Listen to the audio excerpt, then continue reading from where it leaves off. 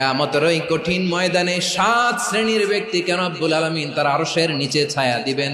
তার মধ্যে প্রথম শ্রেণীর ব্যক্তি হলো ইমামুন আদিল, যে ইনসাফের সাথে বিচার করে, যে জাস্টিস সমাজে সার্ভ করে, যে সুশাসন নিশ্চিত করে, ওই ইমামুন আদিল। আদিল শব্দটা বুঝছেন না? ইন্নাল্লাহা ইয়া'মুরু বিল আদল, পাইছেন?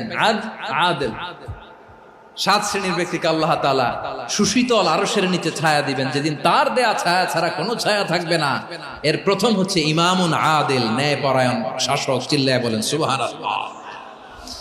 আবার বিশ্বনবী বললেন, ইন্নাল মুকসিতিনা ইনদাল্লাহি আলা মানাবিরা মিন নূর আন ইয়ামিনির রহমান। কিয়ামতের দিন যারা ন্যায় পরায়ণ হিসেবে আল্লাহর সামনে দাঁড়াবে, কিয়ামতের দিন রব্বুল আলামিন তার আরশের ডান দিকে ওই ন্যায় পরায়ণ লোকদের জন্য আরশের ডান দিকে একটা নূরের